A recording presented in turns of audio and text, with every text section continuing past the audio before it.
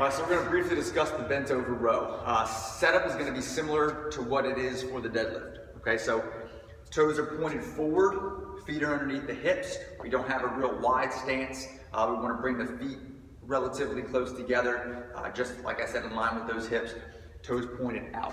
Okay, we aren't going to be quite as low as we were when we had a deadlift.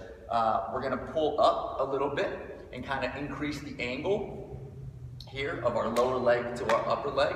Okay, so we put a little bit of space between our torso and the floor. Okay, there's a little bit more of a horizontal look to the chest in these. Okay, with a deadlift, kind of got that good 45-degree angle. Okay, with a bent over row, I'm going to be a little bit higher with my butt.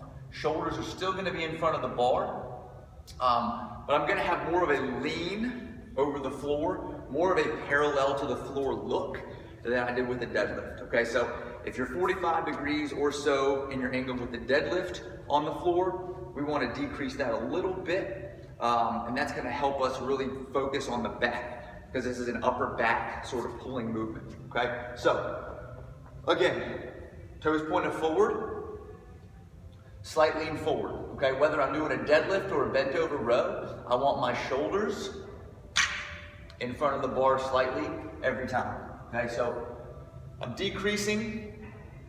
Here's my deadlift. Here's my bent over row. Okay, angle of my legs again is a little bit higher. What we're looking for on this is a pull back towards the stomach.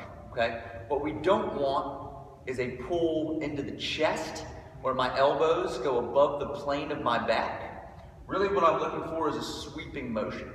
Okay, so I'm pulling it sort of into my stomach and keeping my triceps in line with the angle of my back as best I can. Okay, so we're out in front, pulling towards the stomach with a sweeping motion, keeping my triceps and my back in the same angle, and back down. Okay, control the descent. We're not just dropping into it. We want to keep that back nice and controlled, nice and flat. Pull those shoulder blades together on the way up. Contract, and then release. Shoulder blades together, angle of my tricep is the angle with my back, and release. Okay? That's kind of what we're looking for. If you feel your hamstrings disengage, make sure your hamstrings stay engaged. Okay? We're not all over here with stress and pressure in the upper body. We want to lock those hamstrings in, sit into it a little bit, feel the pressure in the hamstrings, and then pull through, and then out, and pull through, and out. Okay, so biggest thing to remember, keep the stress, keep the tension in your hamstrings, and make sure when we pull, we're pulling back into the stomach, not up into the chest.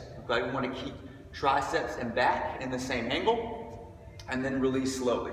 Think about pulling those scapulas, pulling your shoulder blades together, contract that upper back, and then slowly release, okay? We don't need to go much below the knees in this movement. When I'm doing them, I usually go just below the knee and pull through, but we don't need to go all the way down to the floor, okay? So back angle, maybe a little bit more parallel to the floor than with a deadlift, just so we can get that good squeeze. Keep the tension in the hamstrings. We're not going much below the knee with the barbell itself. And just keep a nice controlled kind of movement with that.